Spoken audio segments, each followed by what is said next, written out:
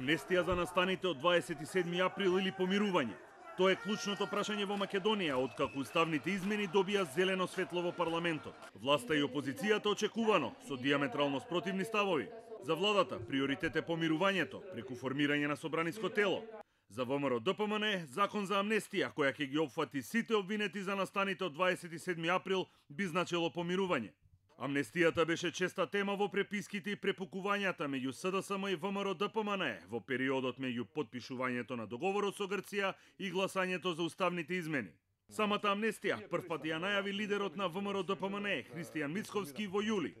Како председател на ВМРО ДПМН пред партиските органи ќе предложам да и ќе побарам поддршка од страна на извршниот комитет и од страна на централниот комитет, но и од страна на пратеничката група да изработиме закон за амнестија на овие луѓе, бидејќи очигледна е политичката пресметка, а не докажувањето на кривичното дело.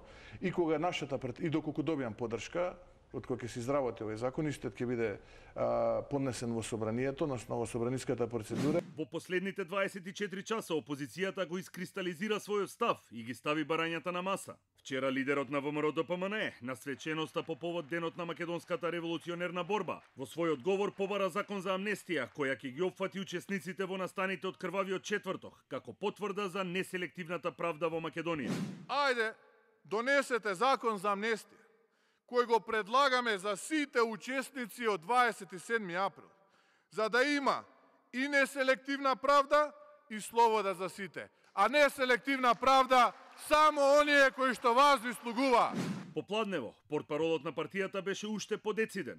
Учество во комисии и тела за помирување нема да има, но затоа ќе има предлог закон за амнестија, кој ќе биде доставен до сите парламентарни партии.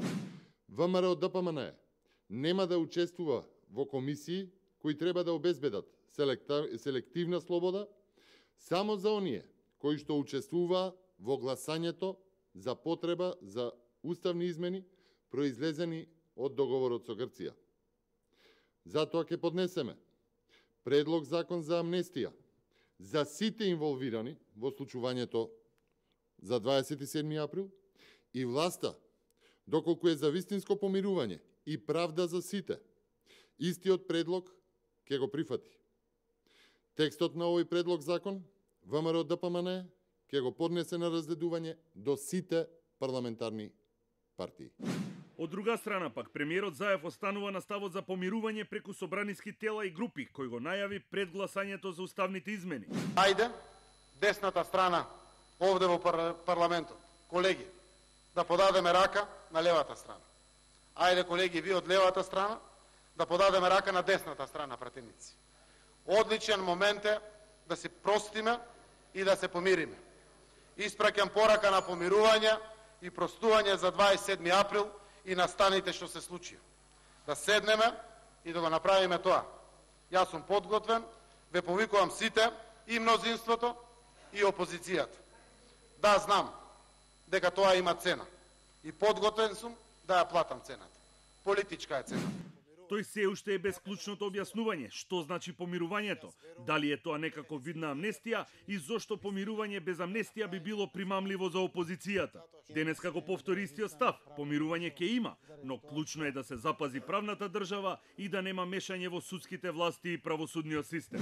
Сакам да ги разгледам сите овие предлози, секој пат со внимание сум ги размислувал сите предлози на опозицијата, но уште еднаш напоменувам, ние не смееме да ја орнисаме правната држава, заради тоа што владењето на правот, правните реформи се едни од најзначајните реформи, будно следат сите земји членки на Европската унија и се што ќе правиме мораме да правиме на внимателен начин, онака како што е тоа дозволено, за да го предизвикаме и потврдиме помирувањето и националното обединување, но при тоа да не орнисаме правната држава во Македонија. Судската власт досега беше резервирана околу помирувањето и амнестијата, но денеска врховниот судија и претседател на Сдруженијето на судии Џемел Сеити потенцираше дека тоа е политичка одлука и додаде дека се додека не се донесе, судовите ќе продолжат да ги водат предметите.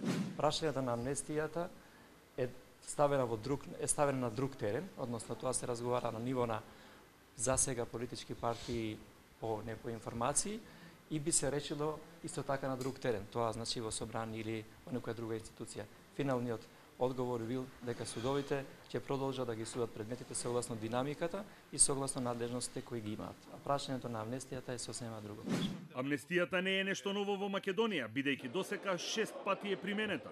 Во 1991 година беа амнестирани 907 лица, осуденици и затвореници. Во 1999 година пратениците гласаа за закон, исто така за намалување на казни на затвореници. Третата амнестија беше во 2001 година, веднаш по рамковниот договор за припадниците на ОНА. Четвртата амнестија се однесуваше на граѓаните кои го избегнале служењето на воениот рок. Во 2011 година амнестирани беа хашките случаи, а на почетокот на годинава беше изгласана амнестија на затвореници на кои им се намали казната затвор за одредени кривични дела.